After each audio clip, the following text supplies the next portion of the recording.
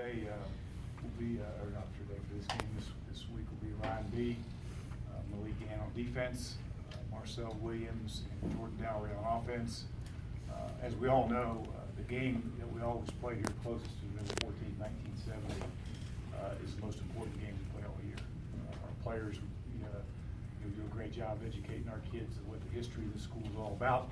We bring in Keith Morehouse, who's here, of course, today, and a lot of people try to explain what the history is to our kids. They understand it, they know the importance of it, and it's just so important that we go out there and play our best football all year on that particular date. So that's happens to be this Saturday.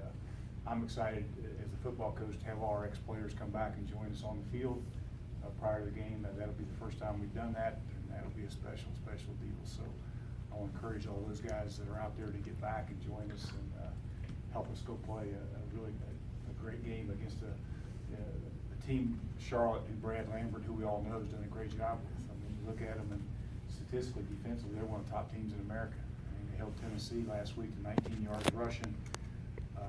Tennessee's offense scored 7 points.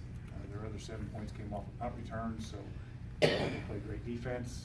They do a good job controlling the ball offensively, and like I say, to Brad's credit, he's done a great job. He'll have his kids well prepared. We got to make sure that ours are as well. So it's going to be a great day. The weather's going to be great. Looking forward to a great crowd and excited about the game. Doc, do you like this game simply because their strength is their run game and your all strength is the run defense, so it gives a pretty nice little physical dynamic right out. Well, I think there's no doubt that this game is very. I mean, it'll be our defense versus they're all. It's kind of similar, very similar teams right now at this point. Offensively and defensively, I think we're playing very good defense as well. So it's going to be a battle of defense, and like they seem like they always do. Is you got to find a way to win that turnover battle. That's what it's going to come down to. And that's what every game we've played this year, we take care of the ball, we won. So 5-0, we take care of the football. So you got to find a way to make sure we do that again this week. What have you seen out of Coach Lambert's team over the last couple of years? That progression that they've made up. It seems like they've made big strides this year. Yeah, the one thing, Brad. I mean, he does a tremendous job coaching those guys up. They're extremely well coached. He does a great job with that. Obviously, he's done a good job recruiting. He's got some guys, on defense as well as offensively that can play. So, I'm just happy. I'm happy for Brad every Saturday except for this one. I'm happy he's doing well. He's got that team playing really hard, but we got to find a way to beat him this week. The running back, Benny LeMay. What does he bring to the table? It seems like he's gotten a little bit bigger from last year. Yes, he's about 5'8", about 5'9". He's about 5'10". He's about 230 pounds. He's very physical. I know I heard Coach Fuller when we were meeting last night with the defense that show me 5 clips where somebody has brought him down.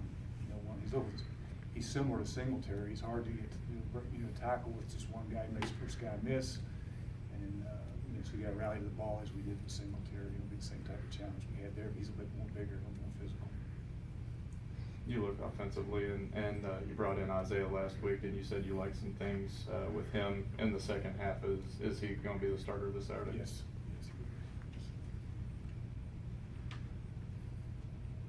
Talk a little bit about, you mentioned the significance of the game, but those kids seem to rally around this week and always show up and really take an extra ounce of pride in playing hard. Well, they need to.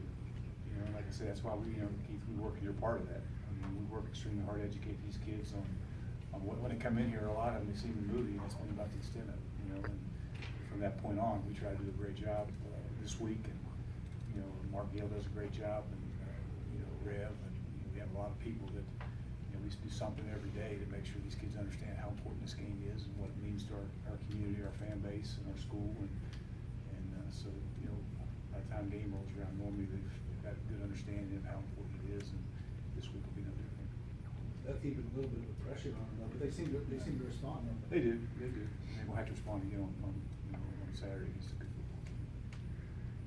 Look at, and defensive line wise for Charlotte, they had Ogunjobi a couple of years ago, and he's doing things in the NFL. They got another guy this year in Highsmith that sort of a similar guy. He's a havoc guy and really disrupts anything you're trying to get in the Yeah, run they game. do. They got that safety back there, just makes plays all over the place. And they're right tackles, the NFL guard. I mean, he's going gonna be a draft pick in the NFL as a guard. He's playing right tackle for them. But, you know, they got good players.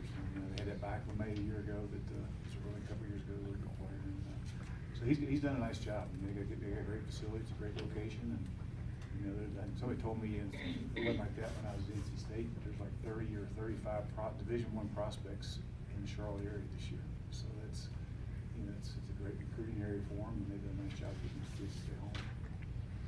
Doc, except for those defensive penalties, your defense played really well last week. We did. We did. You know, unfortunately, we got the one fake field goal where Drayton had him covered. And unfortunately, we got the interference call there. And to be honest with you, they got the jailbreak screen, and they got the reverse. That's about the extent of it. And a couple penalties on there. You know, but that being said, you know, we got to eliminate the penalties, and we got to eliminate penalties, and we got to take care of the ball. That's where that game was lost. So we did that job on those things. If I'm not mistaken, didn't Tyree play with Sharefs at Miami, the quarterback? He did. Is it a situation where you might lean on him, trying to get a little bit of intel on what to expect from Sharefs? I called him last night. No, you know, Tyree was there when he was there, and of course he was at Miami, which tells you he's had some ability coming out of high school. Tyree had one catch Saturday. What do you see that's really limiting him? Well, we got to do a better job of making plays, putting him in position to make plays, and you know, unfortunately in that game we did not make enough plays, you know, offensively to win the game. So that being said, we got to do a better job taking care of it. And we get the opportunity to make plays. We got to throw it. We got to catch it.